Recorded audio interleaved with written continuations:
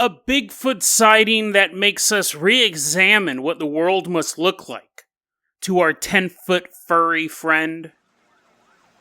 And then we take a look at the bizarre crossover of the world of the paranormal and alien life. Is it possible to give an alien an exorcism? Today on Dead Rabbit Radio.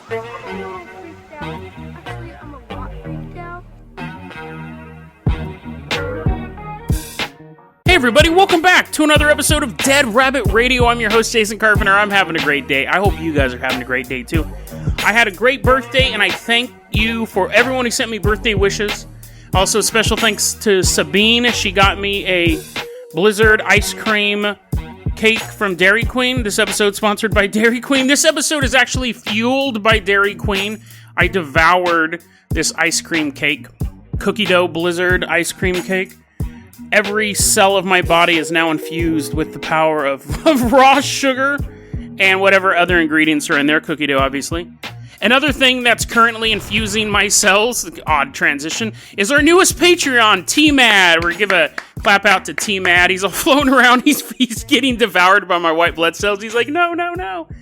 We'll pull him out of my body again. Super weird transition. Now he's standing there. You're going to be our captain, our pilot this episode. If you can't support the Patreon, I totally understand that too. Just help get the word out about the show. Really helps out a lot. Now, I know yesterday I promised to actually left it as a cliffhanger to let you know how to find out whether or not you're a reptilian. And I was going over it and I'm like, this isn't really that entertaining. It wasn't that great. I kept going over my notes and it basically boiled down to this. There's actually a huge list of like 25 physical symptoms you may be possessed by a reptilian. They were things like you're suffering from Alzheimer's. Which if you're suffering from Alzheimer's, you're probably not reading the list, first off. Secondly, there's a lot of people who suffer from Alzheimer's. The website basically stated that all forms of memory loss, including Alzheimer's, proves that you're a reptilian. Also, other signs you're being currently possessed by a reptilian is numbness of your extremities or face, pain in your chest that mimics a heart attack. You're having a heart attack. If you're having a heart attack, you're like, oh no, it's those reptilians in me again. Just go to the doctor. At the very end of this list, a lot of them were like eye pressure, violent sneezing. That's a sign the reptile's trying to get out of your body. Hearing voices, if you feel like someone's always stalking you. If you have chronic depression, that's a sign you're a reptilian. I'm looking through this list and I'm like, these are actually like medical emergencies. These aren't proofs that you're being possessed. These are things you have to go to the doctor for. And there was basically a list of 25 basically very grievous injuries. If you get in a car accident and you're bleeding out, you might be possessed by a reptilian. It went on and on like that. And then it capped it off with this thing. These were the signs that the reptilian has totally taken control of your body. You're greedy. Which that's a lot of people. That's almost part of the human condition. You're a misogynist. If you actively hate women, if you go out of your way to hate women, you might be possessed by a reptilian. If you're a pedophile, and that's a weird one in the group. The pedophile is always the weird one in the group, by definition, but I guess I am doing this segment now, but it's a much shorter version. We all know people who are greedy, right? Again, this is part of the human condition. I've known a few misogynists in my life, like people who just actively hated women, and they didn't hide it. They despised women. Might have been reptilians, I don't know. But then the pedophile, right? That's a weird one. I could see that's such a obscene behavior that you could see that almost not being human to engage in that. But if someone just is greedy, if someone's just greedy, I mean, I get it. Smaug was greedy. He sat on a bunch of gold. Greedy, misogynist. If you're a pedophile, you might be reptilian. The last big thing is, it doesn't fit into any of those three. If you hate seawater, you might be a reptilian. So, I just saved you. I actually tried recording that segment 2 or 3 times, and it wasn't any good, and it was, imagine what I just told you stretched out over the course of 20 minutes instead of being compressed into 5 minutes, and it just didn't work. But, in case you really wanted to know why you hate seawater so much, why you refuse to go to SeaWorld, why you hate sea salt, why you hate Salt Lake City. Actually, now that I think about it, didn't I do a story about reptilians living underneath Salt Lake City. So I don't know. But if you happen to be a greedy, misogynist pedophile who loves the land, then you might be a reptilian. You also might be having a heart attack and suffering from Alzheimer's at the same time. You might be a reptilian. All sorts of crazy stuff. But that's the end of that segment. T-Mad, I had to compress that one down. T-Mad, I'm going to toss you the oars to the Dead Rabbit rowboat. We are going to take a quick journey down the Columbia River in Oregon. So, we're rowing the boat. T-Mad standing on the bow, smoking his corncob pipe. It's summer 1992, and we're going to sail by Rooster Rock. It's this massive rock that has its own little state park. It's Rooster Rock State Park in Oregon. Now, it's also known as Cock Rock. I think originally it was called Cock Rock, and then a bunch of people go, we probably shouldn't call it that. We probably don't want to have a sign that says Cock Rock State Park. But anyway, so they changed it to Rooster Rock. Apparently, it's supposed to look like a rooster. It actually looks like an egg. So I guess it can be whatever you want, whatever you imagine's in the egg. But you have Cock Rock there. Now, it's known for two things. It's known for one thing in this area. That's where dudes go to bang each other. It's like a cruising spot. We're going back to the year 1992. We're at Rooster Rock. It's a nice, hot summer morning. It's early morning. It's 2 a.m. There's a couple out camping. There's a man and his wife out camping, and they're having fun. The husband keeps looking in the distance, looking for a sexy man-shaped silhouette. Honey's like, come cuddle with me. He's like, yeah, in a second, baby. But anyways, he's looking out in the distance, and they hear a...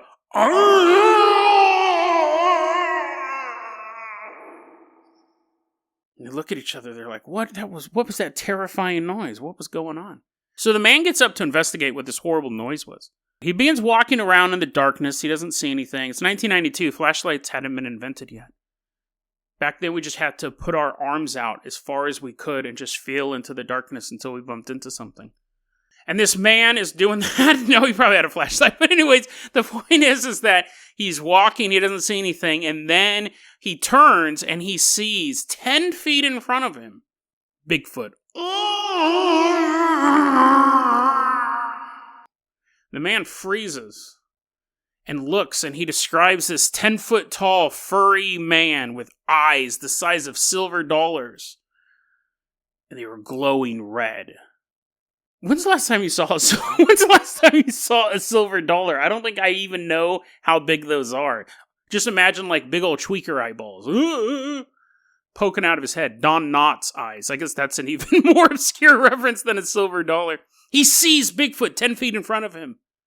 But Bigfoot doesn't acknowledge this man. Bigfoot is staring off across the river at Washington. And the man is so terrified by what he's seeing. He runs away, which is what you would do, right? He's unarmed. He didn't have a flashlight. He's thinking he needs to invent one real quick. He runs, he gets in his boat and launches right off of the water and boats away. Now remember, he wasn't alone. He left his wife there. And his wife was wondering, where the hell is he? He just wandered off into the darkness. And then she hears the sound of paddles hitting the water. What is going on? She actually, this is long before cell phones. That's not a joke. This is long before cell phones. She had to eventually call a friend, which took a while because you have to actually go to a phone. She's walking down the highway. She gets a phone. She calls up a friend. She gets picked up. Friend picks her up. And then she finds out that her husband was arrested. He's being held by the cops. She goes to the police station. She goes, honey, what happened? Like, it was in the middle of the night, and we heard that horrible sound, and then I heard a boat launch, and then I had to walk all the way down the freeway to make a phone call.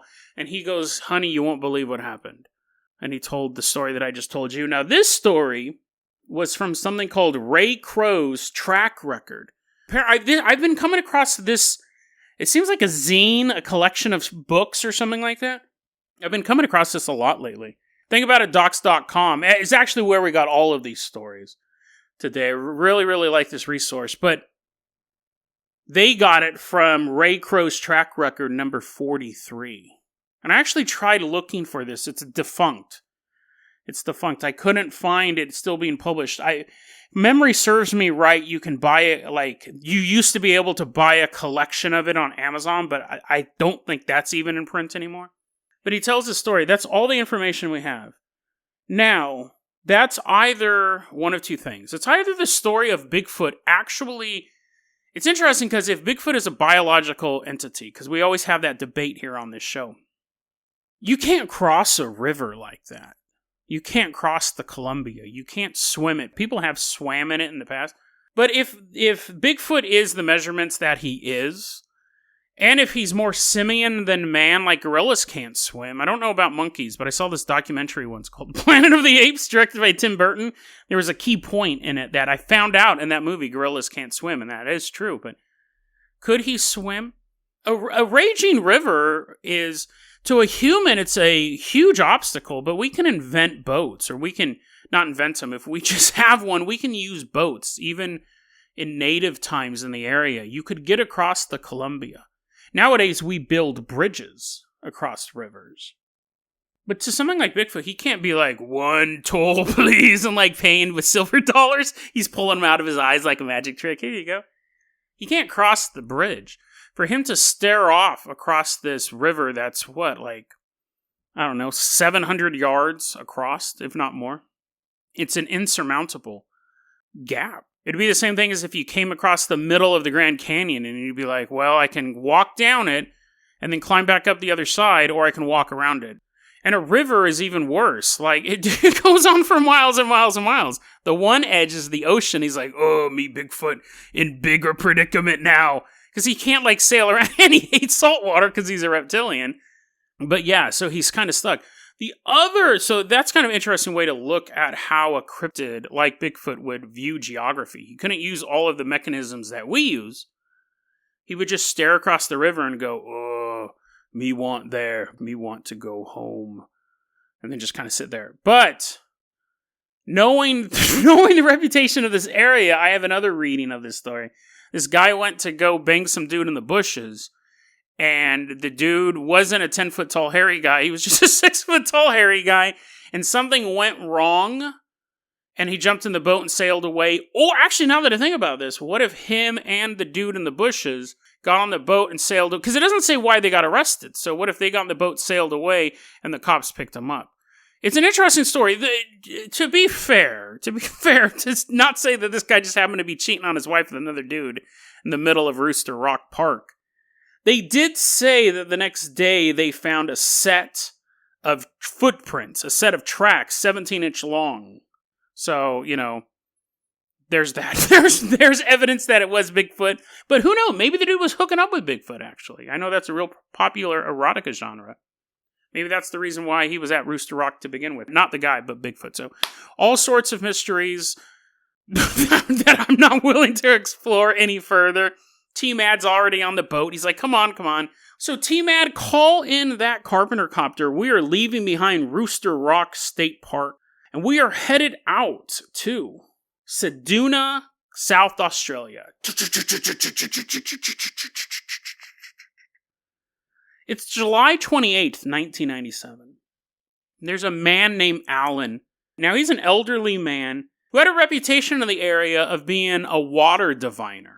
Those are the people who can find water, obviously. But it's important in a desert area. Like, if you're on the coast, you're like, there it is, and everyone's clapping. They're like, oh, he's so good. I thought the water was not here. In a desert area, you would use these people. I'm not saying that it actually works, but in a desert area where you need wells and things like that, instead of just digging wells everywhere, digging a bunch of holes, you have a water diviner come out and he holds little crystals, or he has the stick. You guys have all seen the Y-shaped stick, and you hold it and you're like, here's water. And then you start digging there. That was his skill set. But he also had an interest in good old-fashioned Ouija boards. And one day he's sitting there, because you gotta be varied in your interest. He's sitting there and he's moving the Ouija board. Can you use a Ouija board by yourself, actually? I don't think you're supposed to. While he's doing this, it starts to give him an instruction. Really, it gives him directions. It tells him to go to a bush outside town. It's all me, bush. It's Bigfoot. Bigfoot's ghost trying to get him into the bushes for a little bit of loving. And while he's doing this, he's asking, like, why do you want me to go to the bush? And the Ouija board is actually pretty accurate. It says that he's going to meet someone there. Really, it says he's going to meet an alien. He's like, well, I guess I got to do that, right? I guess I got to risk life and limb. The board told me to. So he goes out to the bush to meet this alien. The Ouija board also said explicitly, you're going to meet this alien and he's going to abduct you. Why did this guy go on this adventure, right? At all. But anyways, the Ouija board says you go to this bush, there'll be an alien waiting there for you. He's going to abduct you. So he's like, I'm elderly. I got nothing to lose at this point. Other than, being abducted by aliens and being experimented on for hundreds of years while they keep me alive in some sort of torturous test tube. He shows up. He goes to this location. A hot Australian wind is whipping through this bush, and he's walking closer to it. And then he sees an alien standing there. Clear as day. An alien. He doesn't describe the alien, so it could have been a gray alien. Could have been anything, right? It could have just been a tall, Nordic, blonde guy standing there. But he runs into this alien, and the alien's looking at him, sizing him up. And the alien says, no. He rejects Alan. Alan asks why, and the alien tells him that he was, quote, too good of a man, unquote, and decided not to abduct him. The alien and Alan just stand there in the middle of nowhere, looking at each other for a moment. Alan gets back in his car and leaves. Alan said, the story wraps up like this. This was a fairly short one, but Alan says, from that brief interaction, he got the feeling this alien's intentions were not good. He got away from the scene. I don't think he probably ever used the Ouija board again. He's like, best 2 out of 3. That's an interesting story because we don't really see a lot of crossover between the paranormal and aliens. But if Ouija boards have the ability to communicate with spirits, and we already have alien technology that's so much based on telepathy and just the rules of the universe not applying to them, why couldn't they use a Ouija board to communicate with people? Interesting story. And again, if he had disappeared, if he wasn't too good of a man, had he disappeared, he would have just been a missing person in Australia. The story would have ended with, the story never would have been told, right? Someone would have went into this old man's apartment. It's flooded with water. They're like, he found it all. And everyone's drowning. But then when the rescue team goes to pick up those people, they would go, we came into his house. There was like a bunch of weird stuff. The Ouija board may not even be out of place. You saw a Ouija board sitting on a table. You would just have a man who went missing. An elderly man. They go, maybe he went out for a walk. Maybe they'd find his car at some point. It would be mysterious. But it wouldn't be recorded. It'd be a little note in the local police log. Old man goes missing. I'm not saying the Australian police don't care about elderly missing people. They're like, every time some grandpa disappears, they're like, that's Australia for you. That's actually our slogan. Old people go missing. Welcome to Australia. They would obviously investigate it, but it wouldn't become part of UFO lore. It wouldn't be something that was ever really talked about on that level. I've been doing Patreon live streams recently. Live streams, because I want to reward the Patreons for all their awesome support. I was doing Patreon live stream, and on it, Burnt Toast Ghost, which is someone who's been supporting the show for a long time, asked the question, do you think aliens have souls? And that's an interesting question. And I think the next story may provide a bit of an answer. T-Mad, let's hop back in that Carpenter copter. We are headed out to Italy. We're headed out to Monsumino. That's in Potenza, Italy. It's September 14th, 1992. 11 p.m. That helicopter's coming low over like a bunch of villas and like adobe brick buildings and stuff like that. However their buildings look. I'm sure they look normal, but I don't know. We're going to land in the middle of the city. And we're walking around. Everything's quiet. It's pretty late at night. And we see a little house in town. The lights are on, and we walk, and we're looking in the window. And we see 2 people sitting there. One of them is a medium. One of them excels in being able to talk to the dead. The other one was a clairvoyant and exorcist. Dual class, this person. They're sitting there. It's up late at night. They're drinking tea or coffee or salt water. I don't know. But they're just having a good time. And then all of a sudden, they see a luminous sphere float through an open window. And they're like, did you do that? And the other person's like, no, I thought you did that. I'm just an exorcist and a clairvoyant. You're the medium.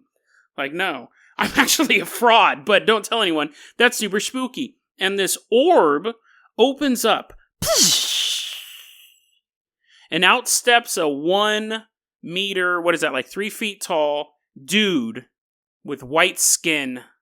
Scaly white skin. A little reptilian human walks out of this orb. So now at this point, they put down their tea, they've put down their drink of choice, they're hiding their salt water. This creature's standing there and he's looking at these two. And he points to the exorcist and goes, I need your help.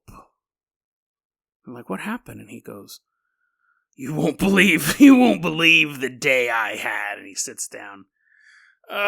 So good to get off my feet. You know how hard it is to pilot one of those orbs. What he actually says is that he was recently in Puglia, which is another place in Italy. And he's like, listen, guys, this is what happened. So I was just minding my own business, and I might have abducted somebody. I might have abducted a human. I don't know. Maybe he wanted to come. He was kind of freaking out the whole time. But you know the way things happen sometimes. You accidentally abduct people aboard an alien starship. You know what I'm talking about. He's all nudging them. They're like, we don't. We have no idea what you're talking about. We're surprised you even speak Italian. He's like, yeah, it's a gift. I, air quote, abducted this guy, and I have him aboard my spaceship, and he cast a spell on me. Not a love spell, but like an actual evil spell. A spell that would actually make me worried, because I could feel it working on me. Now, I'm flying around in my ship, and I realize that I'm going to have a real bad afternoon if I don't get rid of this spell. So that's why I have come to you, pointing at the exorcist, because I know that you can give me an exorcism. So the medium and the clairvoyant kind of look at each other, and they realize, first off, this is super bizarre, because this guy is identifying himself as an alien. He's obviously an alien, right? If we take the story at face value, this guy's not making it up. He floated into their house and jumped out of an orb. It's a really hard trick to pull off. David Blaine would have a hard time doing that. David Blaine would also have a hard time making himself appear to be 3 feet tall and a reptilian. But they realize this is opportunity of a lifetime. And so the exorcist goes, yes, we'll give you an exorcism. And then the alien goes, step on board.